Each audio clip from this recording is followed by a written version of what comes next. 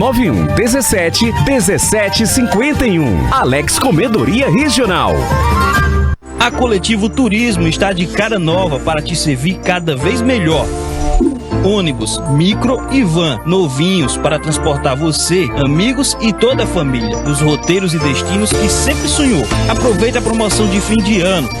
Faça já a reserva do veículo ideal para a sua viagem de lazer, negócio, turismo escolar ou religioso. Se deixe levar pela Coletivo Turismo.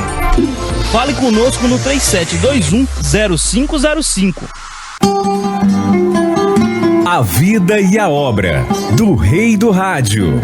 Naquela mesa ele sentava sempre e me dizia sempre: eu quero viver melhor. A voz da boemia está de volta. Voltei pra rever os amigos que um dia. Programa Encontro com Nelson. E o seu amor. Uma hora dedicada ao Rei da Boemia, Nelson Gonçalves. Fica comigo esta noite. Todos os domingos, a partir das 6 da manhã. Encontro com Nelson. Apresentação: Edson Tavares. Rádio Cidade. Todo mundo ouve, todo mundo vê.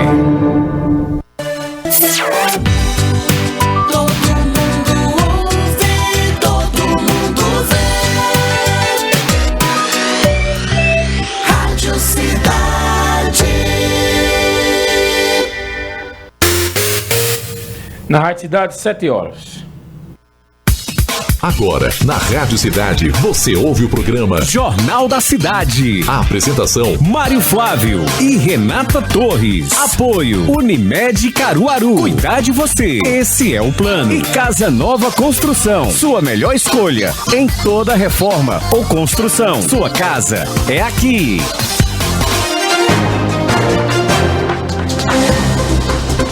Terça-feira, 22 de setembro de 2020, aulas presenciais retomam a partir de 6 de outubro em Pernambuco. A volta vai ser iniciada pelo ensino médio. O ensino fundamental continua com as aulas presenciais suspensas. 160 municípios pernambucanos atingiram a etapa 8 do plano de convivência com a Covid. Com isso, o estado chegou ao nível 2 de risco da pandemia, fase que antecede as novas condições de normalidade no convívio social. Progresso social deve ser prioridade para a maioria dos brasileiros no pós-pandemia. O dado foi captado por uma pesquisa realizada pela Ipsos. Greve dos Correios chega ao fim. Decisão foi tomada pelo Tribunal Superior, que não considerou o movimento abusivo. INSS segue sem realizar perícias por ausência dos médicos. Em Caruaru, a vistoria deve ser feita no prédio e, se as condições estiverem adequadas, os profissionais podem voltar a trabalhar ainda esta semana. Eleições 2020. Em mais uma reportagem da série especial, você vai conhecer os 5 candidatos a prefeito de Santa Cruz do Capibaribe. Semana da Fauna realizada pela CPRH. Até o dia 26 de setembro, diversos eventos online vão tratar sobre o assunto. Servidores públicos vão poder entregar atestados médicos de forma virtual. A funcionalidade vai permitir o envio do atestado de saúde de forma prática, ágil e sem deslocamento dos servidores. Porto começa a treinar a equipe para a segunda divisão do Campeonato Pernambucano Sub-23. Mesmo com investimentos modestos, o Gavião quer subir de divisão este ano e voltar à elite do nosso futebol. Essas e outras notícias a partir de agora no Jornal da Cidade.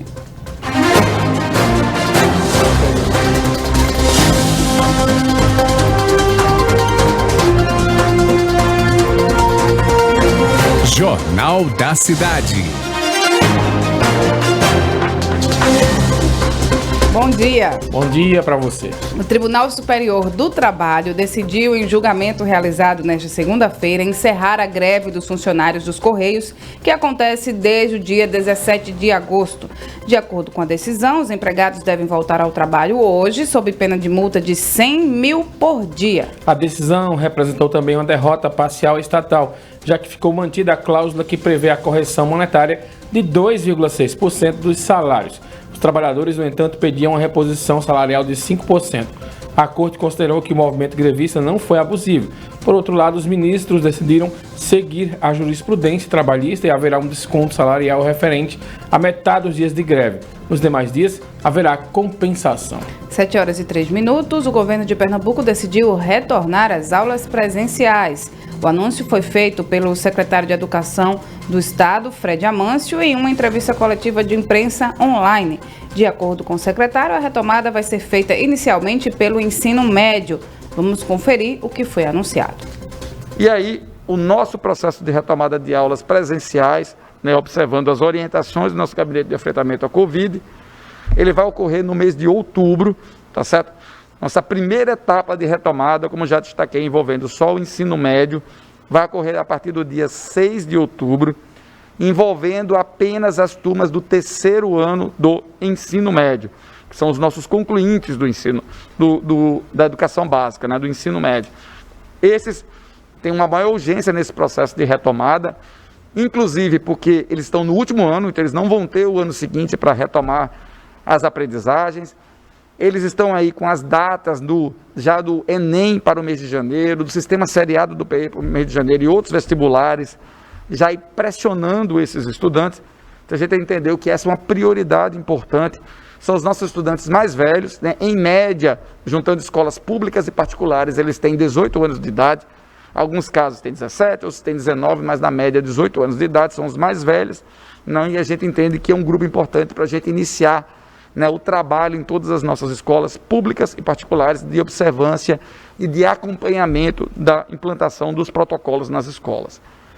Na semana seguinte, no dia 13 de outubro, nós avançaríamos para uma etapa 2 com os estudantes do segundo ano do ensino médio, e na etapa 3, a partir do dia 20 de outubro, avançaríamos os estudantes do primeiro ano do ensino médio, inclusive também vamos agregar as turmas de educação de jovens e adultos do ensino médio, que envolve fortemente escolas públicas, e as turmas do ensino técnico concomitante subsequente, que é uma modalidade de cursos técnicos do ensino médio que retornariam a partir do dia 20.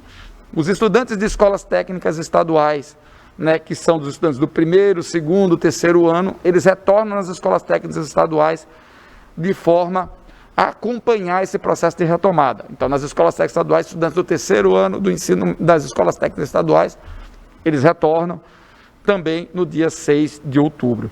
Então, a gente teria o retorno de todas as modalidades que envolvem ensino médio no Estado, público e privadas, ao longo do mês de outubro.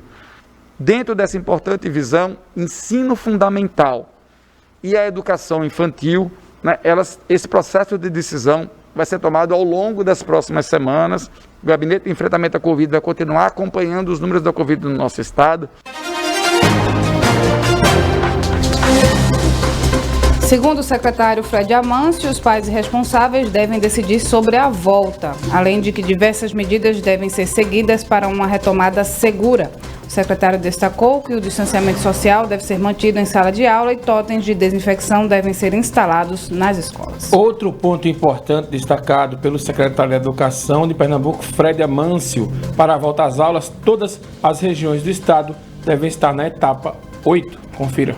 Destacando que, como todas as regiões do estado, também um ponto importante, estão chegando no patamar, e na etapa, que é a etapa que foi decidida pelo gabinete, a etapa de reabertura, a nossa expectativa é que até o dia 6 todas as regiões do estado estejam na etapa 8 e essa retomada ocorra em todas as regiões do estado. Lembrando a você que nos escuta, que nos casos que professores, funcionários das escolas, servidores e alunos, eles sejam do grupo de risco, eles não vão voltar, O secretário disse isso, que a fala da entrevista foi muito extensa, mas são vários pontos abordados. Você pode entrar no site da Rádio Cidade, você vai conferir tudo direitinho lá. E também a modalidade híbrida segue, Renata? Vai voltar ao ensino médio, mas também só voltam os estudantes que os pais decidirem assim, e os colégios das redes particulares e públicas devem manter os ensinos remotos, porque aí o pai vai optar se manda o filho ou ele fica em casa, e mesmo assim também a quantidade de alunos devem ser pela metade, já que as salas estão todas sendo readequadas aí para receber os alunos nesse momento. E como muitas escolas fizeram questionários, Mário, consultando os pais se eles optariam aí pelo ou ensino presencial ou ensino remoto, ou parte presencial, parte remoto. Então as escolas mais ou menos já têm quem se interessaria em voltar, quem se sentiria seguro em voltar ou não, e vai trabalhar a partir dessas informações. Talvez alguns pais tenham mudado de opinião, né, Renata? Porque esse questionário ele foi feito no auge da pandemia. Talvez alguns mudem, né? Uns que não queriam voltem, outros que queriam não voltem, enfim. Vai ficar bom mesmo é ter as duas opções, né? Para quem se sente seguro, manda seus filhos, e para quem não se sente seguro, continua com o ensino remoto em casa. 7h09, a maioria dos municípios de Pernambuco está na etapa 8 do plano de convivência com a Covid-19, o que significa a chegada ao nível 2 de risco da pandemia, fase que antecede as novas condições de normalidade do chamado convívio social. Apenas 2 gerências regionais de saúde, as GERES, de Ouricuri e de Afogados da Engazeira no Sertão, ainda não avançaram para a etapa 8 e passam da etapa 6 para a 7. Com a autorização do governo do estado, 162 municípios vão ficar na etapa 8, em que já estão a região metropolitana do Recife, Zona da Mata Norte e Sul e algumas cidades do Agreste. As GERES que passaram esta semana da etapa 7 para a etapa 8 foram as GERES 5, com sede em Garanhuns, no Agreste, e as GERES 6, 7, 8 e 11, com polos nas cidades de Arco Verde, Salgueiro, Petrolina e Serra Talhada, respectivamente todas no Sertão. Essa mudança de fase permite ampliar a carga operacional dos escritórios para 100% e reabrir museus e espaços de exposições com novos protocolos. A expectativa do governo é, em breve, colocar todas as regiões no nível 2 do risco da pandemia. Lembrando que ontem também o secretário Fred Amâncio anunciou, Renata, que já está permitida a partir de hoje a volta das competições entre os atletas federados. 7h10, o projeto de lei 4565/20 visa compensar os empregados que estejam exercendo as atividades de forma presencial durante o estado de emergência pública causado aí pelo novo coronavírus. O texto altera a lei que instituiu o Programa Emergencial de Manutenção do Emprego e da Renda, estabelecendo que esses empregados terão algumas compensações com abono de valorização profissional, correspondente a um adicional de 15% no valor da remuneração, com natureza indenizatória, acréscimo de 10% no valor dos adicionais de insalubridade ou de periculosidade dos empregados que já os recebem, com a natureza indenizatória e estabilidade provisória contra a demissão arbitrária ou sem justa causa por período de 6 meses após o término do estado de calamidade pública. O texto em análise na Câmara dos Deputados foi apresentado pela deputada Érica Cocai, do PT, e outros 6 deputados também do Partido dos Trabalhadores. Os parlamentares querem criar um mecanismo temporário de ressarcimento dos danos psicossociais e dos riscos suportados aí pelos trabalhadores e trabalhadoras que precisarem se deslocar, atender e produzir de forma presencial, uma vez que o risco não pode ser eliminado nem retirado a pressão psicológica que ele causa. E a Câmara promoveu um evento chamado Transparência em Debate, sistema híbrido para votações pós-pandemia. Desde 25 de março está em funcionamento na Casa o sistema de deliberação remota que permitiu a continuidade dos trabalhos em plenário durante o período de isolamento social exigido pela pandemia. Segundo a coordenadora de inovação digital da Câmara, Patrícia Almeida, as mudanças já estavam sendo planejadas, mas a pandemia apressou o processo que contou com intercâmbio com outros parlamentos. Participaram do debate os deputados Roberto de Lucena, do Podemos, Bibo Nunes, do PSL, Maria do Rosário, do PT e Exílio Coelho Diniz, do MDB, além dos senadores Antônio Anastasia, do PSD, Ciro Nogueira, do PP e Luiz Carlos Renzi, do PP também. Vamos para a pauta 6, 7h12. Vamos aos números da Covid. Segundo a Secretaria de Saúde de Caruaru, o município registrou 38 novas infecções pelo novo coronavírus. Com isso, são 8.094 casos confirmados. Também foi registrada uma nova morte, totalizando 328 mortes na cidade. Caruaru tem até o momento 7.655 recuperados. A Secretaria Estadual de Saúde registrou 260 novos casos da Covid e agora Pernambuco totaliza 141.777 casos. Também foram confirmadas 9 mortes, ocorridas desde o dia 21 de maio. Com isso, o estado totaliza 8.025 mortes pela Covid-19. No Brasil, são 4,5 milhões de casos, 137 mil mortes e 3,8 milhões de recuperados, segundo o Ministério da Saúde. E a Ipsos, empresa de pesquisa de mercado independente, realizou um levantamento para identificar o que as pessoas querem para o mundo após a pandemia. No Brasil, a prioridade deve ser o desenvolvimento social, englobando aspectos como expectativa de vida, educação, inclusão, etc. Essa prioridade foi dada como resposta por 64% dos 1.000 brasileiros ouvidos no levantamento.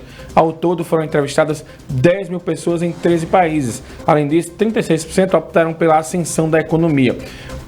A nível mundial, a preferência pelo progresso social corresponde a 53% dos entrevistados. Nesse contexto, 47% disseram que preferem o crescimento econômico. No país, entre os entrevistados com menos de 25 anos, 75% priorizaram o progresso social na retomada pós-pandemia. Na faixa daqueles com 25 a 34 anos, são 66%. Entre os de 25 a 49 anos, são 63%. Por fim, 52% dos entrevistados com mais de 50 anos escolheram o viés social. O levantamento foi realizado de forma online entre os dias 24 de julho e 7 de agosto.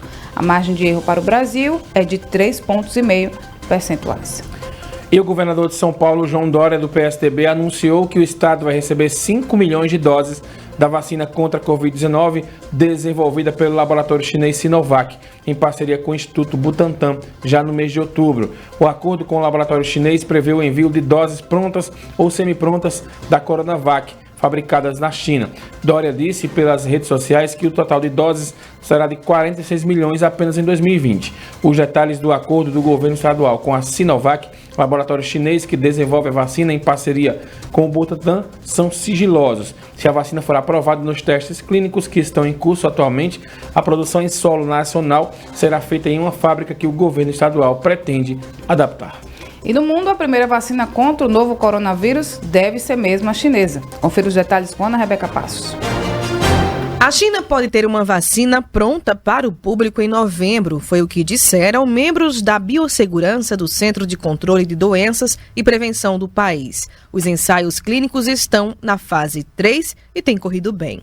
O país tem 4 candidatas em fase final, mas a primeira a realizar testes em humanos em abril foi a CanSino, que desenvolve em parceria com a Academia Militar de Ciências o imunizante que usa adenovírus, o vírus da gripe, modificado geneticamente como vetor. A vacina da CanSino também já foi liberada em regime de emergência para uso em militares e teve sua patente aprovada na China. Além dos 4 imunizantes chineses, outros 5 candidatos estão na fase 3. Na Rússia, Estados Unidos e Reino Unido também disputam essa Olimpíada da Biotecnologia.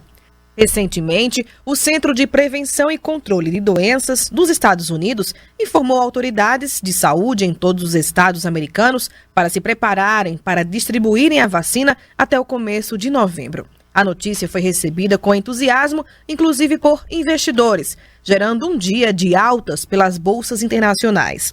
A vacina de Oxford, que parecia liderar a corrida, teve um contratempo depois de um voluntário apresentar reação adversa grave. Os testes que tinham sido suspensos já voltaram ao normal e a Anvisa autorizou a inclusão de mais 5 voluntários no estudo, mas a paralisação pode atrasar os planos do governo brasileiro de começar a vacinar a população no começo do ano. Ana Rebeca Passos, Rádio Cidade. Todo mundo ouve, todo mundo vê. Obrigada, Ana, pelas informações. Vamos para um breve intervalo. Daqui a pouco a gente volta com mais Jornal da Cidade.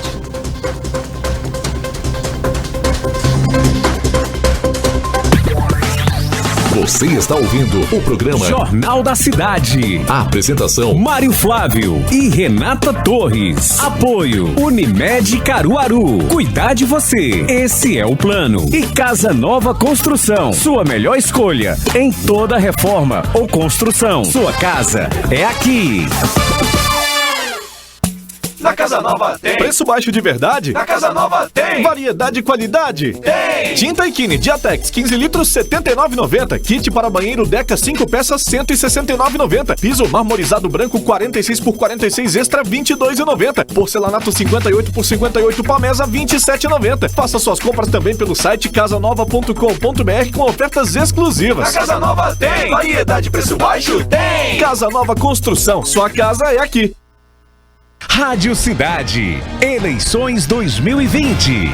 Chegou a hora de escolher quem vai governar o seu município pelos próximos 4 anos. E a Rádio Cidade vai te ajudar. Entrevistas, debates, reportagens especiais, flashes ao vivo, informações para na hora do voto você tomar a melhor decisão. Rádio Cidade, eleições 2020. Seu compromisso com a democracia começa aqui. Apoio Caruaru Shopping, sempre perto de você. Clínica Oculare, oftalmologia avançada para a saúde de sua visão. Color Graph, as melhores soluções para a sua campanha. Casa Nova Construção, sua casa é aqui. Locação de ônibus, micro e van é com a Coletivo Turismo. Vai e volte tranquilo. E no dia da eleição, exerça sua cidadania de forma segura e rápida com o cartão Leva, uma promoção da AETPC. Todo mundo ouve, todo mundo vê. Rádio Cidade.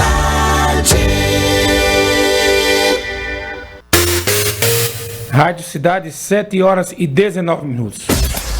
Já estamos de volta com o programa Jornal da Cidade. A apresentação: Mário Flávio e Renata Torres. Apoio Unimed Caruaru. Cuidar de você. Esse é o plano. E Casa Nova Construção. Sua melhor escolha em toda reforma ou construção. Sua casa é aqui.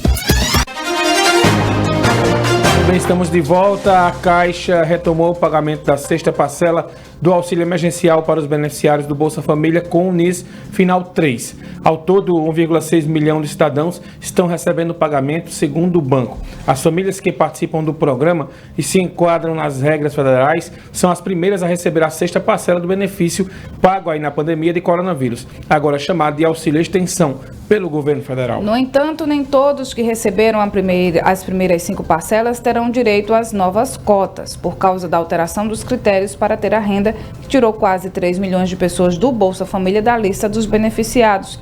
Além disso, o valor a ser pago é menor, caiu de R$ 600 para R$ 300. Mães, chefes de família, continuam tendo direito à cota dupla. Assim, o valor total, nestes casos, cairá de R$ 1.200 para R$ 600. Outra mudança é que nos lares em que se permitia receber até 3 cotas, não há mais essa possibilidade. Dessa forma, em algumas famílias, o valor mensal recebido cairá de R$ 1.800 para R$ 600. Segundo a Caixa, na última semana, o banco atingiu a marca de 200 bilhões de reais pagos em auxílio emergencial, que chegou a 67 milhões de brasileiros.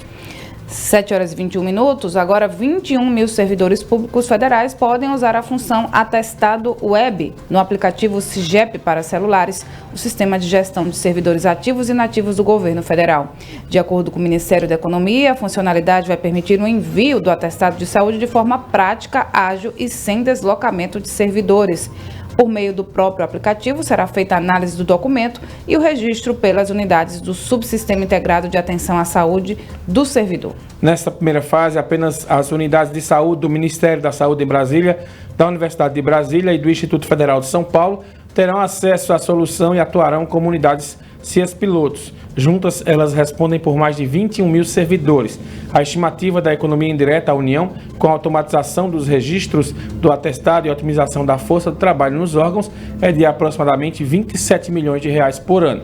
A previsão do Ministério da Economia levou em consideração o valor médio do tempo que o servidor gasta para se deslocar até uma unidade de saúde e apresentar o atestado médico dentro do horário de trabalho, que gira em torno de 1 hora e 30 minutos, e também o valor médio do tempo que o agente público leva para receber, digitalizar e cadastrar um atestado no sistema. E passou a vigorar no Brasil a Lei Geral de Proteção de Dados. Mas do que se trata essa lei? Quem explica melhor como ela será aplicada é Alex Murphy.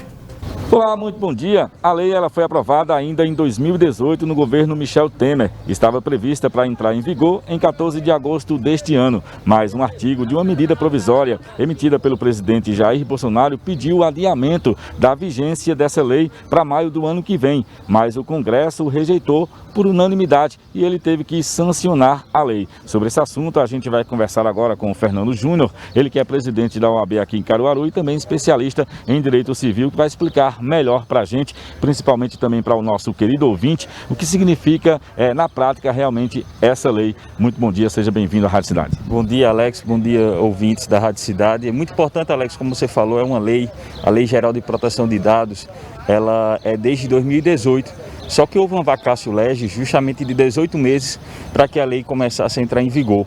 Porém, esse período foi prorrogado e também era condicionado à criação da Autoridade Nacional de Proteção de Dados. Então, o que é que acontece? Diante dessa pandemia, houve a prorrogação do prazo de vigência dela, só que recentemente, na semana passada, houve a sanção dessa lei para ela já entrar em vigor. Então, a partir de agora, da sexta-feira, essa lei está em vigor. Só que qual é o grande problema que existe? Não existe a Autoridade Nacional de Proteção de Dados.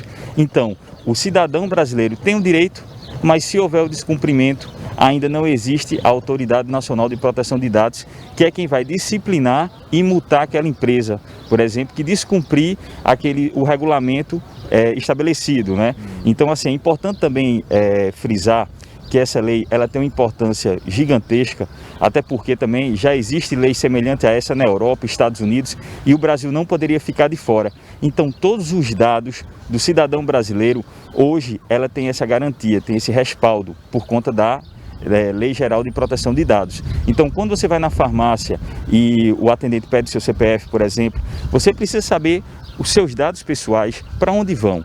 Então, não é somente o CPF, o nome, ou data de nascimento, mas todo dado que é referente a você. Então, seu tipo sanguíneo, sua orientação religiosa e por aí vai. Então, isso é muito importante porque hoje você preenche um banco de dados e você não sabe para onde estão os seus dados e, de repente, eles estão sendo comercializados, seja para aplicar golpes, infelizmente, ou então para utilizar de maneira indevida do qual você gostaria. Então essa lei é de suma importância, né, para o cidadão brasileiro, né, doutor? Exatamente.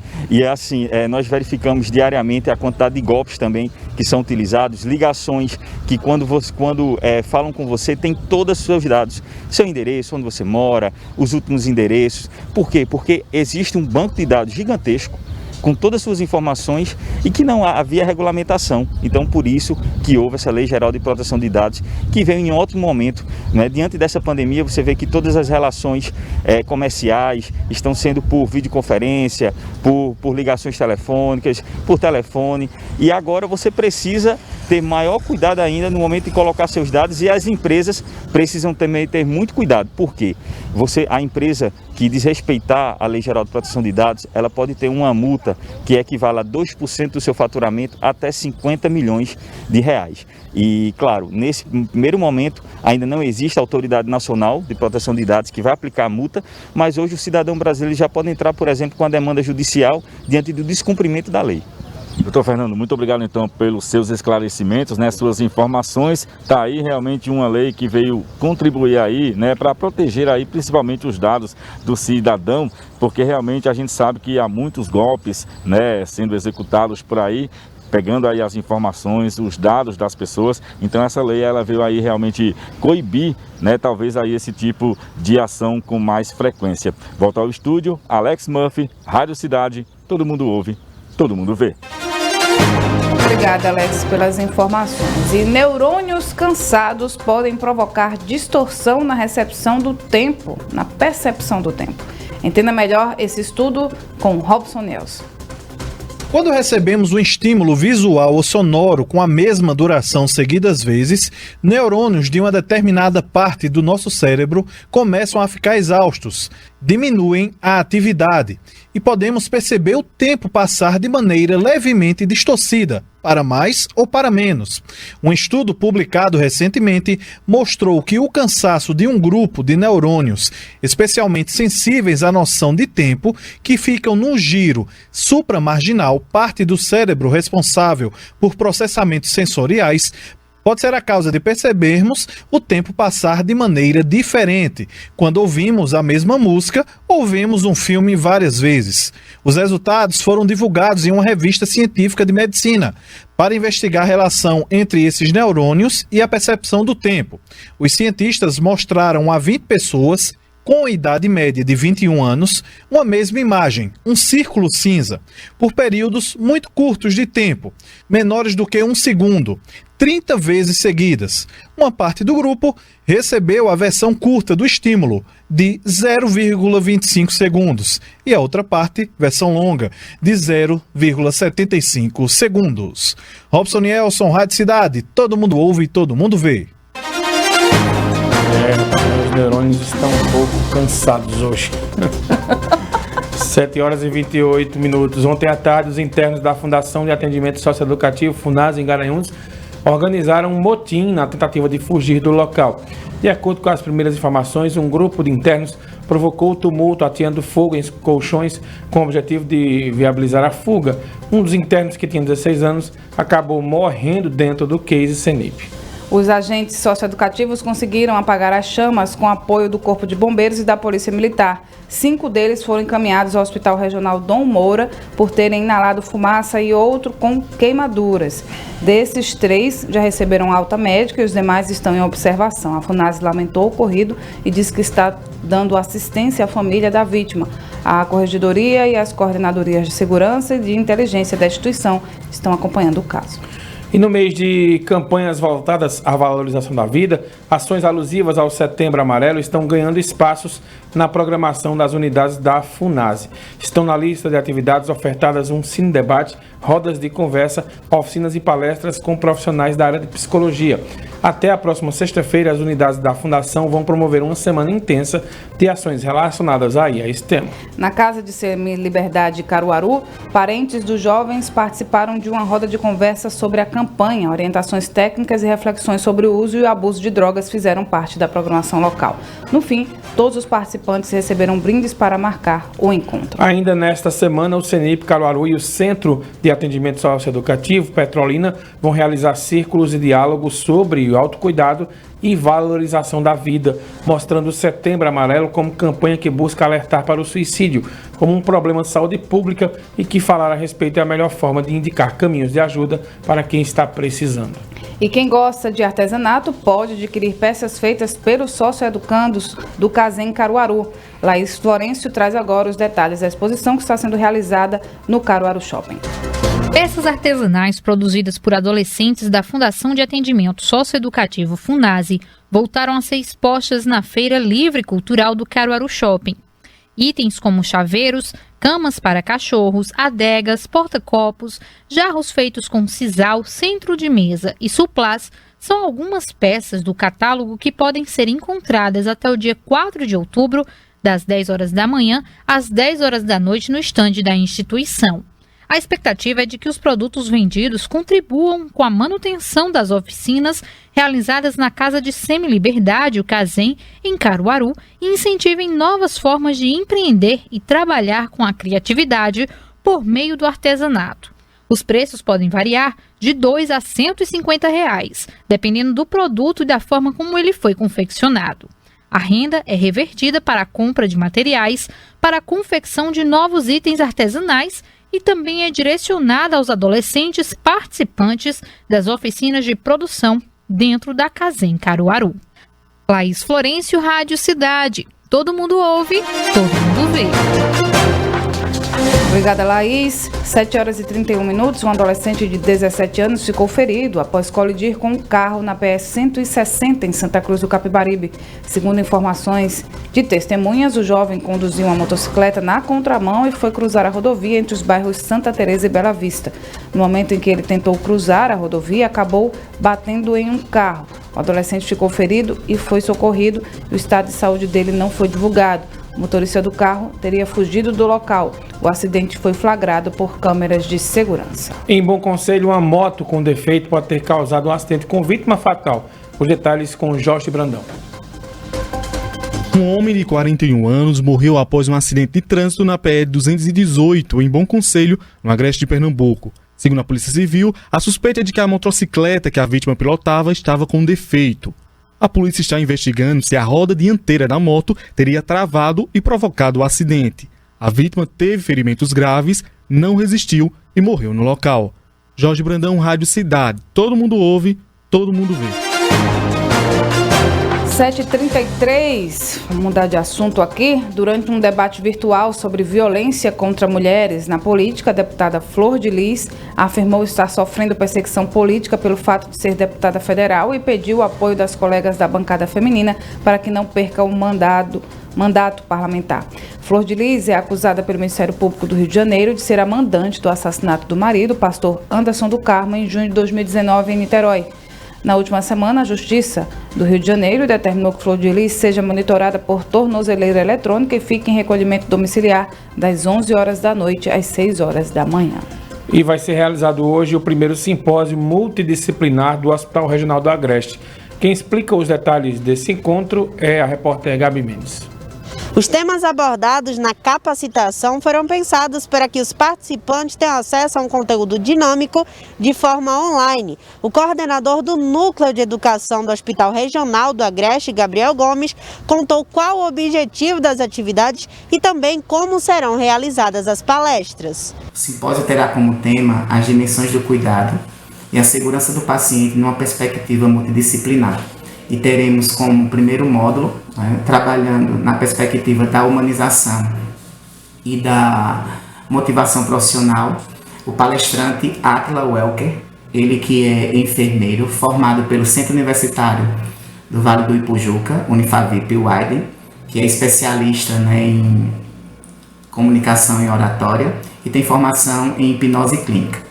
Então, a partir de amanhã começaremos as atividades deste simpósio, que foi pensado, sobretudo, e é elaborado a partir de um diagnóstico educacional feito pelo núcleo e contaremos com vários outros módulos que vão aí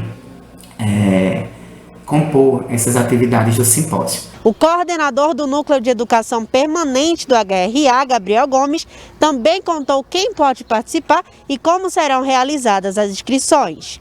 Para ter acesso, qualquer pessoa que quiser fazer sua inscrição pode acessar o site da Secretaria Estadual de Saúde a partir do site, do link www.saude.gov.br.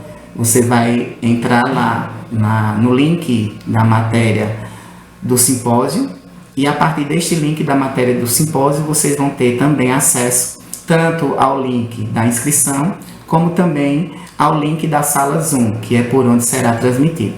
Bom, a gente acompanhou agora as orientações do coordenador do Núcleo de Educação Permanente do HRA, Gabriel Gomes. Lembrando que as atividades acontecem hoje, das 9 horas da manhã até o meio-dia. Gabriela Mendes, Rádio Cidade. Todo mundo ouve, todo mundo vê. Obrigada, Gabi, pelas informações. 7 horas e 36 minutos. Vamos para o intervalo, Mário? Vamos para o intervalo, daqui a pouco a gente volta com mais Jornal da Cidade.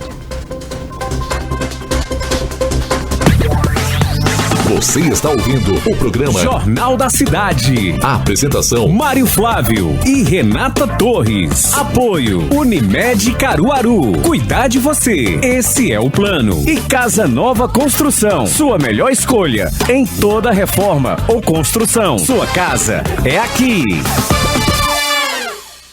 Caruaru agora conta com uma loja Brisanet novinha. A banda larga líder em satisfação no Nordeste agora está localizada na Avenida Agamenon Magalhães, 585, bairro Maurício de Nassau. Nossos profissionais estão prontos para te receber. Venha conferir nossos planos e vantagens exclusivas. Ligue 0800 281 3017 ou acesse brisanet.com.br. Em Caruaru, internet é com a Brisanet, levando o mundo até você.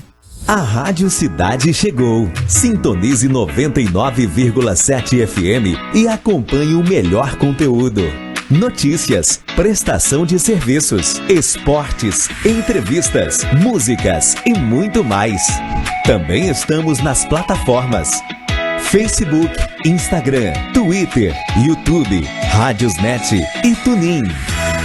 Para mais informações, acompanhe nossas redes ou ligue 3721.000 ou 81 98243 5080. Rádio Cidade 99,7. Todo mundo ouve, todo mundo vê. Unicompra tem. Brahma Duplo Malte 600ml só 5,48. Que beleza, hein? Requeijão Poços de Caldas tradicional light 200 gramas só 4,49. Carré suíno Seara 1 kg 12,99. Também tem filezinho de frango Seara, viu? 1 kg 10,90. E pizza Seara diversos sabores 440 ou 460 gramas 8,99. Unicompra tem. Aqui tem preço baixo. Beba com moderação. Olá, eu sou a Aline Portela e toda terça-feira a gente se encontra no Manhã Cidade, na coluna Carreira e Valor, com dicas de empreendedorismo e carreiras. Contamos com a sua audiência aqui na Rádio Cidade. Todo mundo ouve, todo mundo vê.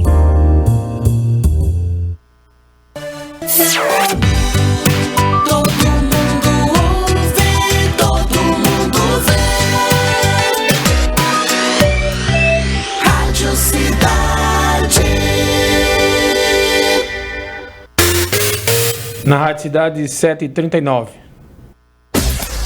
Já estamos de volta com o programa Jornal da Cidade. A apresentação: Mário Flávio e Renata Torres. Apoio: Unimed Caruaru. Cuidar de você. Esse é o plano. E Casa Nova Construção. Sua melhor escolha em toda reforma ou construção. Sua casa é aqui. De volta, o projeto de lei 4514/20 inclui as pessoas com deficiência auditiva entre as beneficiadas pela isenção do imposto sobre produto industrializado na compra de veículo.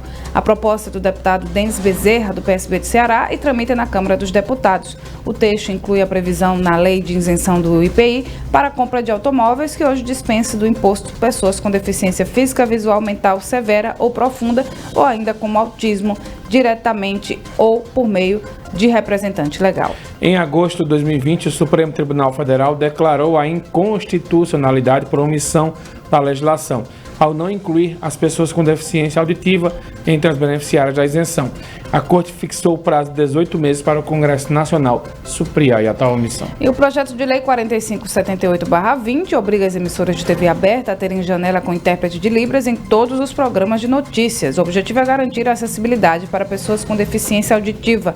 Além disso, a proposta determina que haja janela com intérprete de Libras em todas as peças de publicidade e propaganda governamentais, assim como em programas institucionais de entidades de administração direta e indireta de todos os poderes da União, Estados, municípios e Distrito Federal. A infração da medida será considerado ato de improbidade administrativa ou crime de responsabilidade, conforme o caso.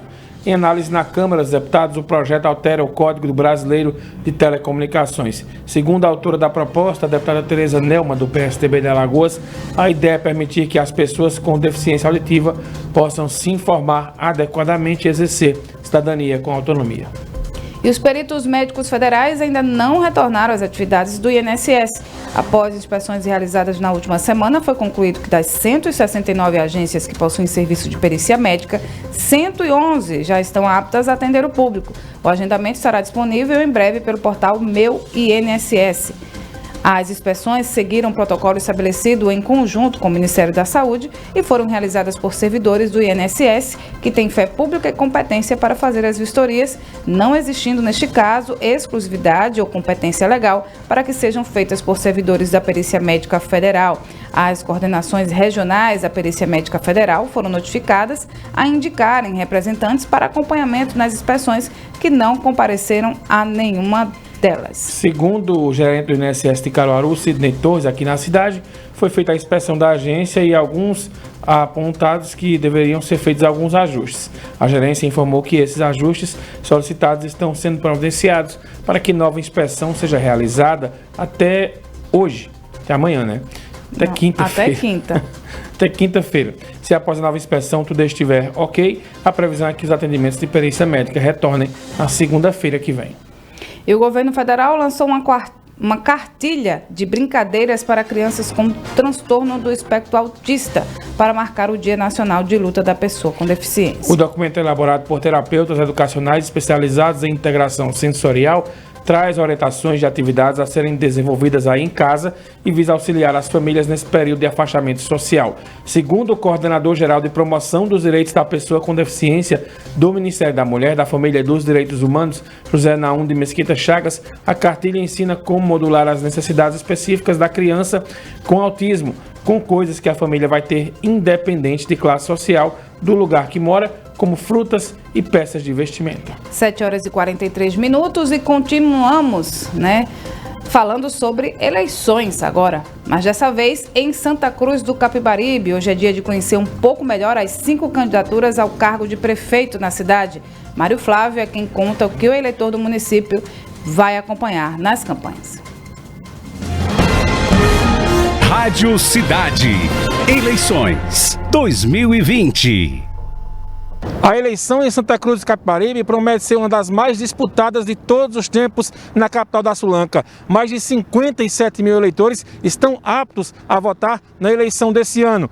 São 3 candidaturas: Dida Dinan, do PSDB, também o Fábio Aragão, do PP, e o Alan Carneiro, do PSD. Para fazer uma avaliação deste cenário lá em Santa Cruz, eu convido a participar deste quadro o professor Marco Aurélio Freire. Professor, bom dia, seja bem-vindo. Olá, Mário. Estamos em época de eleições e uma das mais interessantes para acompanharmos será a eleição de Santa Cruz do Capibaribe. A capital da moda vai ter uma eleição com 3 grupos políticos disputando o seu espaço e...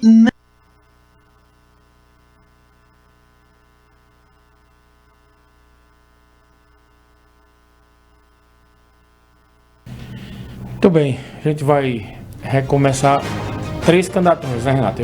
Eu confundi você aqui, porque eu fiz a matéria já de Toritama e lá são 5. Santa Cruz são 3 candidaturas. Podemos ir? Ainda não. Vamos voltar para o começo que ficou o professor ali engasgado. Agora sim, chama aí, Renato. Vamos embora, vamos acompanhar detalhes das 3 candidaturas em Santa Cruz do Capibaribe.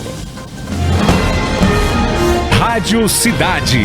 Eleições 2020. A eleição em Santa Cruz do Capibaribe promete ser uma das mais disputadas de todos os tempos na capital da Sulanca. Mais de 57 mil eleitores estão aptos a votar na eleição desse ano. São 3 candidaturas: Dida Dinan, do PSDB, também o Fábio Aragão, do PP, e o Alan Carneiro, do PSD. Para fazer uma avaliação deste cenário lá em Santa Cruz, eu convido a participar deste quadro o professor Marco Aurélio Freire. Professor, bom dia, seja bem-vindo. Olá, Mário. Estamos em época de eleições e uma das mais interessantes para acompanharmos será a eleição de Santa Cruz do Capibaribe. A capital da moda vai ter uma eleição com 3 grupos políticos disputando o seu espaço e nessa disputa vamos ter desdobramentos muito importantes para a Frente Popular, para a oposição e para o entorno bolsonarista. Tudo isso tem lá na eleição de Santa Cruz. Olha só, começando pelo governo de lá, o Edson Vieira, prefeito já reeleito, lança o seu vice, o Dida Dinan, e o Joselito Pedro, ambos do PSDB, como ele, e eles têm a ideia de fazer a defesa, o legado da gestão, trazendo os números e a proximidade que o Dida Dinan tem com o Edson Vieira. E olha, para o Edson é importante a disputa, que mesmo ele não estando presente na urna, ele tem pretensões muito maiores do que apenas a Prefeitura de Santa Cruz, uma vez que pode até vir a ser candidato a deputado federal, a depender das circunstâncias. No caso da oposição, Fernando Aragão seria o candidato e veio a falecer vítima da Covid-19, então seu filho Fábio Aragão ocupa esse espaço, ele é do PP, e traz um vice do PSB, o Elinho Aragão, que é do mesmo partido do Diogo Moraes, que é deputado, né, lá da terra da Sulanca. E aí a oposição, a Frente Popular, se organiza em torno, né, dos Aragão, permitindo uma disputa um pouco mais equilibrada, né, com o pessoal do governo. Agora, tem uma terceira questão. Apareceu uma terceira via, que é o Alan Carneiro, ele que é do PSD, ex-síndico do Moda Center, né, um empresário conhecido na cidade, traz para sua chapa uma mulher, a Vera Carvalho, que também é empresária, e esse discurso do empreendedorismo, né, e também relacionado ao liberalismo, o empreendedorismo relacionado àquilo que Santa Cruz faz no seu dia a dia, que é essa questão, né, da Sulanca, da moda, enfim, essa chapa também tem uma questão, ela também tem uma força bolsonarista muito grande, e isso em Santa Cruz pode fazer diferença, uma vez que a cidade foi a única do estado de Pernambuco onde o presidente da República venceu no primeiro e no segundo turno. Mas vejam, cada um dos grupos tem armas para jogar o jogo e claramente vamos ter uma disputa bem acirrada na terra da Sulanca. É com você, Mário. Muito obrigado, professor, e a gente vai trazer para você agora um perfil do candidato, do vice e também das coligações dos 3 postulantes à Prefeitura de Santa Cruz do Capibaribe. Alan Carneiro é candidato pela coligação A Mudança que o Povo Quer, formada pelos partidos PSD, PDT e PRTB. Ele também foi síndico do Moda Center Santa Cruz do Capibaribe. Ao lado dele na vice está a empresária Vera Lúcia. Ela que é conhecida na cidade por ter uma fábrica no bairro Palestina e empregar muita gente. Ela atua no setor Moda Praia. Dida Dinan é candidato pela coligação Gente de Trabalho, formada pelos partidos PSDB, MDB, Democratas, PSL, PL e Podemos. O vice dele é o professor e ex-secretário de Educação Joselito Pedro. Os dois são do PSDB, mesmo partido do prefeito Edson Vieira. Fábio Aragão é candidato com o apoio dos partidos PP, PSB, PT, PROS, PCdoB e Republicanos. É a primeira vez que ele entra na disputa. O vice dele é Elinho Aragão, que atualmente exerce a função de vereador na Câmara Municipal de Santa Cruz do Capibaribe. E amanhã a gente continua a série mostrando para vocês os candidatos das cidades do Agreste. Amanhã vamos contar como ficou o quadro eleitoral na cidade de Toritama. Até lá! Rádio Cidade. Eleições 2020. Muito bem, amanhã, Toritama, como o Mário Flávio falou. 7h50. A segunda edição do Festival da Confecção de Cupira será online. Um evento tem o objetivo de promover o encontro entre indústria e comércio do setor de confecção local com clientes varejistas e atacadistas da região, além dos expositores parceiros e patrocinadores. O lançamento será realizado na quarta-feira, 23 de setembro, ou seja, amanhã, às 7 horas da noite, na pousada Fazenda Lar de Glória. E o evento acontecerá entre 15 e 18 de outubro, na quadra poliesportiva da cidade. A edição online vai contar com mais de 55 estandes de confeccionistas, máquinas, serviços e mais 12 estandes de alimentação na área externa do evento. A edição deste ano terá o quadro Troca de Profissão, onde 4 pessoas trocarão de função por um dia com 4 profissionais confeccionistas. Ao fim do desafio, será produzido um documentário onde vai relatar as experiências durante o desafio. O evento vai trazer um quadro surpresa intitulado Novo de Novo. Além disso, será realizada pela segunda vez a Corrida da Tesoura. A edição online 2020 do festival ainda terá a participação especial da atriz Fabiana Carla, de Lucimere Paris e César Teles, além de shows musicais e influencers digitais de várias regionais do estado. O festival vai ser apresentado pelo cordelista Toninho Mendes. Olha, se esse festival da Tesoura fosse realizado aqui em Caruaru, muita gente ia ter chance de ganhar, porque tem gente que corta com força os outros. 7h51, a Agência Estadual de Meio Ambiente, a CPRH, a Secretaria de Meio Ambiente e Sustentabilidade realizam até o dia 26 de setembro a Semana da Fauna. Nesta edição, por conta da pandemia, a programação será diferente, sem atividades presenciais. Assim, a semana vai acontecer com atividades virtuais. A meta é compartilhar conhecimento, sensibilizar e incentivar o público a refletir, para além dos espaços convencionais, sobre a importância dos animais silvestres na natureza. Hoje faz parte da programação a exibição do vídeo Papagaio da Caatinga, produzido pela CPRH, que vai mostrar a importância do projeto que completou em 2020 10 anos de criação e que já devolveu à natureza mais de 400 papagaios. A programação inclui ainda 2 lives Fauna urbana, problemas e soluções. E a importância dos zoológicos para a conservação da fauna silvestre. A primeira ocorre hoje às 4 horas da tarde, com a participação dos servidores Yuri Marinho e Irã Vasconcelos, da CPRH, e do responsável da ONG Trilogiábio, André Maia. Na quinta-feira, será a vez da equipe do Parque Estadual de Dois Irmãos. Com mediação da servidora Joyce Brito, participam da live os servidores Márcio Silva e Leonardo César e a professora Marília Adélia, da Universidade Federal Rural de Pernambuco. As lives serão transmitidas pelos canais do YouTube e nas páginas do Facebook da Secretaria e da CPRH. Vamos falar agora de futebol. Mais um time de Caruaru se prepara para jogar um campeonato. Dessa vez é o Porto, que vai disputar a segunda divisão do Pernambucano, que tem um time aí sub-23, né? Ivandir Braga e Robson Nielson trazem o que esperam aí desta equipe, além de falar também as novidades do Central, que está numa confusão danada, os jogadores ameaçando não entrar em campo domingo que vem, pela Série D. Confira. Bom dia, Mário. Bom dia, Renata. E um bom dia a todos que acompanham o Jornal da Cidade. Ontem a gente acompanhou a apresentação do elenco do Porto para a disputa da segunda divisão. Campeonato que começa no dia 18 de outubro e o Gavião jogando fora de casa diante da equipe do Ipojuca. Conversamos com o técnico, com o Porfírio e também com os jogadores do Porto. E, assim, Porfírio relatou que investimentos vão ser modestos, mas a intenção é sim do Gavião subir de série e estar na Série A1 no próximo ano. A gente lembra que a segunda divisão, por partida, o Porto pode usar até 5 jogadores um pouco mais experientes, acima de 23 anos, já que o campeonato é sub-23. Já falando do Central, né, agora, né? Central que teve um empate, de certa forma, vitorioso, porque fez o gol no finalzinho, e essa semana joga contra o Itabaiana, às 16 horas, no estádio Lacerdão.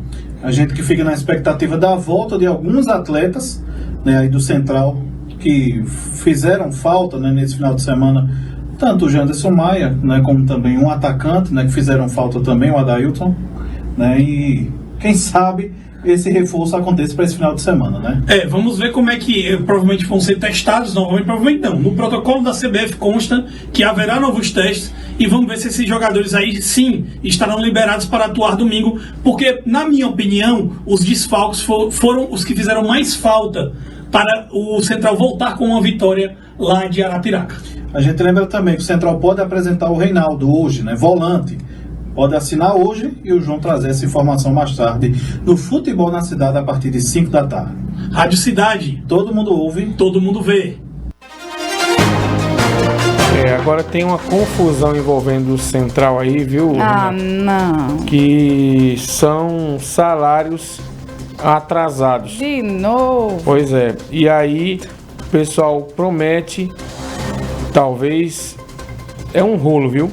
A informação que a Gabi ontem recebeu, por exemplo, que são salários atrasados cerca de 3 meses. Devem a uns muito e a outros pouco, mas devem a todos. Jogadores indignados, sendo muito cobrados na volta do último jogo, receberam reclamações duras e, pelo que a Gabi apurou, nem material para treinar eles têm direito, como bolas. Chegaram umas 5 na última semana. Um time de futebol sem bola para treinar? Outra coisa com relação aos apartamentos, parece que também não estão pagando os jogadores, alguns estão com 2 meses de aluguel atrasado. Isso aí são especulações, mas o fato é que já houve até uma ameaça aí por parte dos jogadores, se não pagarem os salários, não entram em campo domingo. Antes da pandemia, tem jogador que ainda não recebeu nem o mês de abril, e depois da pandemia já está atrasado tudo aí. É uma complicação. O dia que o Central começar um campeonato sem ter esse extracampo perturbando. Agora, quando é para a eleição do Central, eu nunca vi. Deve ser muito bom ser presidente do Central, viu, Renato? Porque é gente para disputar essa presidência daí. E toda vez é essa confusão. E o que eu sinto mais, assim, de alguns diretores, é uma falta de humildade muito grande quando você vai perguntar, você vai fazer a função do jornalista, porque os jogadores hoje, todo mundo com rede social, Renato, eles não se identificam, mas eles vazam pra gente da imprensa as coisas. Aí quando a gente vai conversar, não é bem assim, e todo mundo sabendo de como tá a situação financeira do clube. Era mais fácil você admitir, olha, a situação tá ruim, estamos atrasados, vamos buscar aí uma maneira de pagar, mas ainda fica com uma pose danada alguns e aí tá essa confusão. Agora imagine o vexame chegar domingo, eu vou repetir, domingo passado o Central jogou contra um time chamado Jaciobá, lá de Alagoas. Foram 5 emissoras de rádio de Caruaru cobrir, mais as emissoras de TV que pegam as imagens e repercutem, né? Do time do Jaciobá não tinha ninguém lá, nenhum radialista sequer. Então, né, vamos valorizar, né, o apoio que sempre foi imenso da imprensa caruaruense. Disso, ninguém pode reclamar. Agora, apoio, né, vocês têm de sobra, agora tem que aguentar a cobrança também, né? Porque não é fácil. Você deslocar uma equipe, você sabe que hoje está difícil para todo mundo, né, Mário? Você deslocar a equipe, carro, combustível, diária, alimentação, né? Fora que é sempre uma preocupação a equipe pegar uma estrada, né? Porque é viagem. A semana tem 2 viagens, assim, uma vai para Mossoró, na quinta-feira tem um jogo em Mossoró, a equipe fica por lá mesmo, domingo tem um jogo em Natal. Então veja como é a situação. Então calcem as sandálias da humildade e vão e abram o jogo. Diga, olha, a situação tá ruim, a gente precisa do apoio do empresariado daqui para resolver a situação do clube. Ninguém trabalha satisfeito com um salário atrasado. Eu quero ver esse, porque o povo não é jogador não, é ninguém. Ninguém. A coisa mais certa quem trabalha quer receber no fim, é escravidão, é? A coisa mais certa, Renata, que quem fez foi o Sport. O Sport colocou no estatuto dele que a partir do próximo ano o presidente vai ter um salário de 30 mil reais. Porque aí ele fica dedicação full time ao clube e não precisa estar preocupando com os negócios. Só se profissionaliza o futebol assim. O Central não pode pagar 30 mil reais a ninguém, né? Imaginar o presidente. Mas poderia ter no estatuto um salário lá para que a gente possa ter paz. O torcedor do Central não tem paz em nenhum momento. E quando começa um campeonato, semana passada, ameaçaram demitir o treinador, aí os jogadores colocaram o dedo no suspiro. Disseram assim, demitir o treinador, a gente saiu meio mundo aqui. Seguraram. E agora estoura essa bomba aí, salário atrasado, faltando material de treino, uma confusão. Eu não me chamo de bomba não, viu, Mário? Eu torço sempre pelo Central, mas eu sou daquelas torcedoras bem, como eu sou torcedora do Sport. Sou aquelas torcedoras bem pé no chão. Sou apaixonada de jeito nenhum. De jeito nenhum. Eu nunca me esqueço, o Manuel da Casa Nova, ele era patrocinador. A Casa Nova era patrocinadora do Central. E estava na conversação de negociação para se renovar ou não o patrocinador. Quando o Manuel chegou no estádio, o presidente do clube, um ex-presidente, que não está mais, estava tirando na mão a marca da Casa Nova do banco de reservas. Ele olhou e disse, eu não boto mais dinheiro aqui nunca. Pronto, até hoje nunca mais voltou para o Central. Parabéns para os envolvidos. 8 horas, joga aí os créditos do Rodrigão, que não dá tempo mais de nada. A gente vai se preparar bem rapidinho para começar o Manhã Cidade. Bom dia, até já.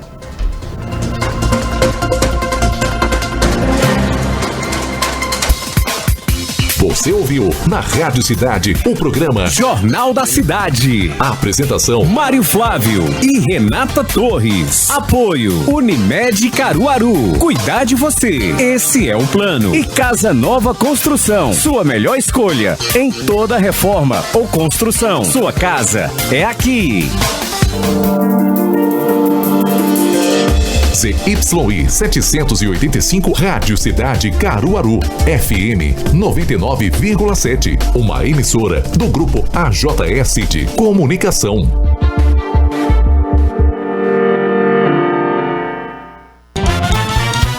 Casa do Serralheiro. Portas e janelas de alumínio. Perfis de alumínio. Nas linhas Búzios. Engenharia de 8mm e 10mm. Box. Linha 25. Módulo prático. Perfis de PVC. Nas cores branco e amadeirado. Ferragens e fechaduras. Casa do Serralheiro. O melhor preço da região. Avenida Leão Dourado 13A. São Francisco. Caruaru. Telefone 81 3722 7628. Fala pessoal, tudo bem? Eu sou o Cláudio Rodrigues e estou aqui para fazer um convite para você. Todo domingo às 9 da noite tem o Música de Novela. A gente traz uma seleção de canções que marcaram época nas trilhas sonoras das novelas. Não perca, todo domingo 9 da noite. Rádio Cidade, todo mundo ouve, todo mundo vê. Pense em uma coisa que se espalha progressivamente, contamina as famílias, afasta as pessoas e traz consequências muito graves para a sociedade. Não é exatamente um vírus, mas é como se fosse.